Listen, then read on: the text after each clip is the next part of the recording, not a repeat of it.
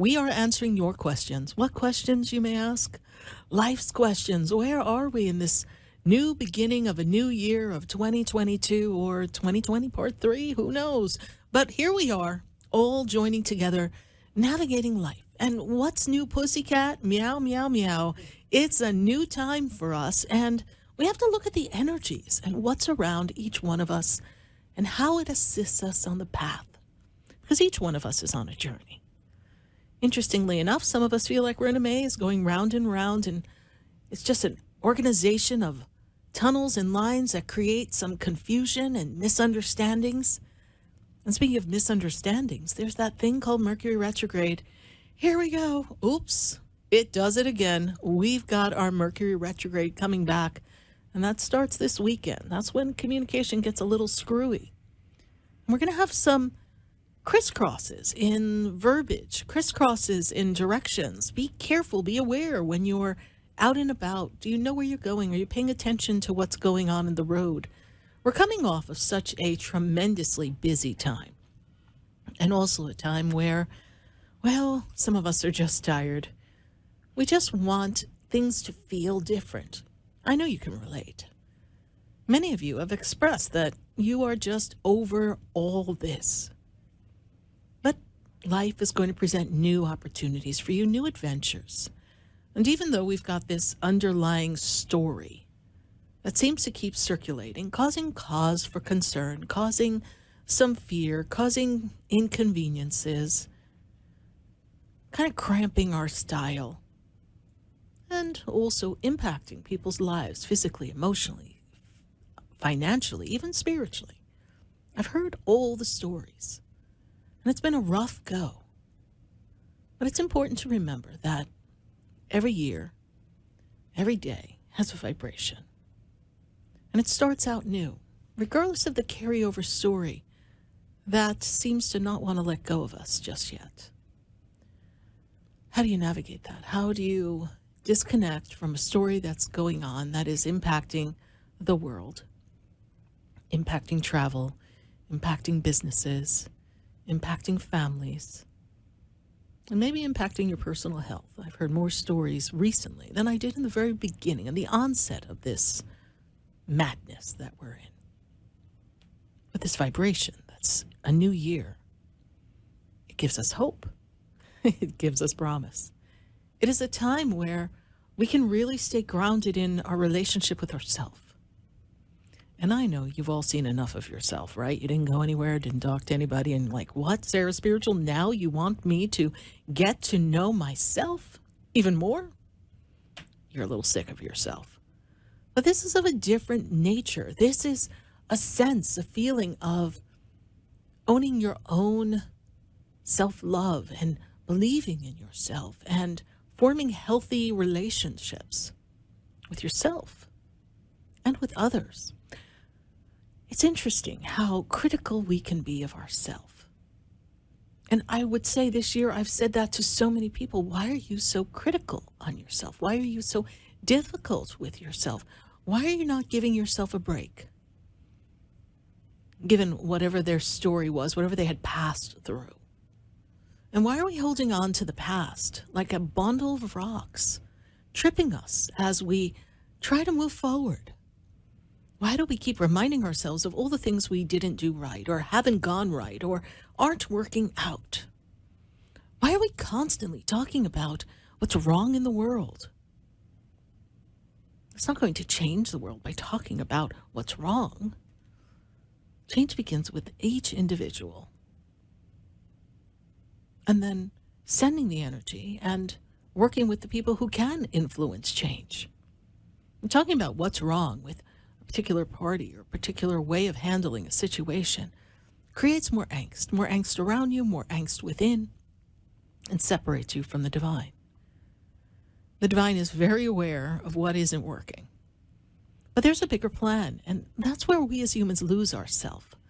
We lose ourselves in the details, the devil's in the details of what's not working right, and all the things that haven't been in order for us to have, and we hang up on the excuse of what's not there in order for us to accomplish, and we block our own individual growth, the key to creating, the key to these relationships with this new life that we want to have. Forget the new world, the new norm. I'm not talking about that. I'm talking about your own experiences, your newness. It's a new year. Last week, when we were on the show, we talked to our friend Stacey Haller, the astrologer. And she and I were discussing how a new year is a mark in the calendar. Really doesn't get going until we get into the solstice, the springtime, this newness. Well, because mankind put it on a calendar and January 1st is the date that we pick. We all gather around. But what a new year of 2022 represents is, first of all, a very magical time. And great magical things can happen for you. But you have to be willing to let go of the imbalances and the injustices that have led up to where we are now in your own personal life and collectively. We have to not ignore, not look behind and excuse bad behavior, but we can't keep bringing it to our new story. And your new story is about your relationship with yourself, holding a vision of what you want to create. Your life is a blank canvas, and each year holds a frequency of vibration, a number, 2022. Last year was 2021. 2020, well, that's a time of imbalances, right? That's when this all started. But if you look at 2020 and you add up the two twos, they come up to a 4. Poor little 4 stands on one little stick and tries to hold its balance up. Have you ever tried to stand on one leg and put the other leg up against the one that's standing and hold your balance? How long can you do that? Well, if you're doing your core strengthening and your exercise, well, I'm sure you could hang in there for a while. But 2020 had to hang on through all sorts of craziness. And then we thought we would streamline into the flow of 2021, bringing us a 5. But this year's a good solid 6, a good solid feel of, well, the preciousness of you, your confidence, your self-care, and how you relate to others with kindness and compassion. Well, that seems to have evaded us lately, kindness and compassion. Where are we losing that? What has jaded everyone so much that they can't simply say hello to someone? That they don't feel this energy of relations and connections.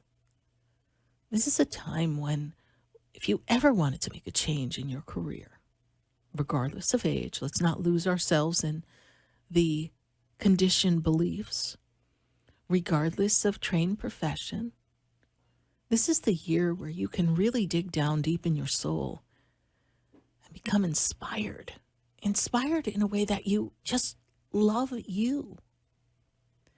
And that doesn't mean we become inspired and we lose sight of our family obligations and necessities. But there's a way to find that balance.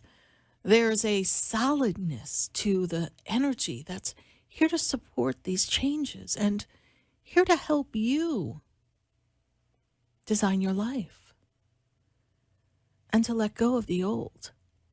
Yes, I think we all have a sense that perhaps the 90s and the early 2000s, and those of you who were around in the 80s and the 70s and the 60s and the 50s, those times of change and fun, that might not come back in the same fashion. I think we have all been conditioned and seen enough to know that maybe there's a different feel to what the next 10 or 20 years may be like. So we're trying to get used to that feeling. But as a creator, as a spiritual being, as a soulful person, as someone who is looking to align with the divine, because the divine is knocking on your door. There used to be a song, Knocking on Heaven's Door. Knock, knock, knocking on heaven's door. It's time. Heaven is calling you. You are calling heaven. We want to feel that connection. We don't want to feel like all of this was for nothing. that all the sacrifices that you have made for your children and your grandchildren, for the generations, that all that you've sacrificed for your career or your college education, and now you have a student loan, everything that you have fought for, strived for, we don't want to feel that in one fell swoop, it could all be gone. But now we have to have a different relationship with those things. Those things can no longer be the outward expression of who we are. They have to represent the foundation of who we've come to be and our ability to manifest, not how we project to the outside world, our ability to manifest. You manifested your college degree, and you will manifest the way to pay for it. You manifested a healthy, happy home, and you overcame the obstacles of raising a family and standing beside each other and forming the bond of family and encouraging children and grandchildren to move on to a better world. Our great-great-grandparents, they paved the way for us. And we are carrying that light and that lineage forward. But now it's to do it from a soulful manner, not so much the warrior. Because the warrior has gotten us, well, angry and agitated. And we're ready to fight brother to brother, sister to sister. Where we're all created in the same divine light. And in the eyes of the heavens, we are all equal. And we each have our own unique talents, which is our key differential aspects that do separate us, but allow us to shine in our own light, no one light shining brighter so that it casts a shadow on another and another is insignificant. For each piece of us is a part of the whole. A whole picture that has most certainly been created over a span of time, centuries. And yes, here we find ourselves back in some similar times. If we go back in history, we see the repeat of disharmony between people, cities, states.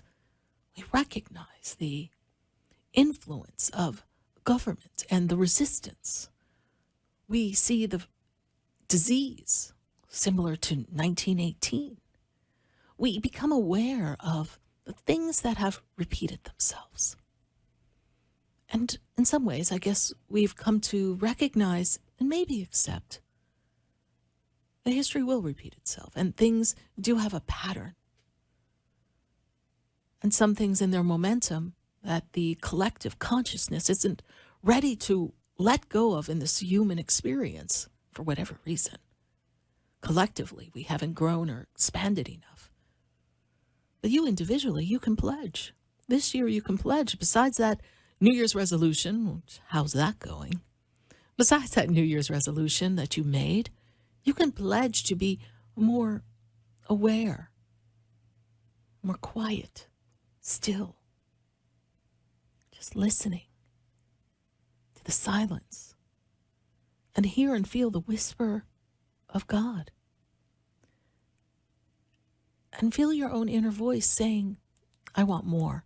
Not because I want to upstage my neighbors or my friends, because greed and gluttony. I want more because I am worthy.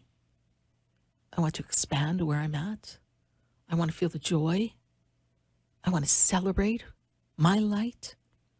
And I want to share it in whatever capacity is unique to me. And if that puts me in the forefront, in the front, and I'm doing great, amazing things that impacts many, and that's my mission, I'm content.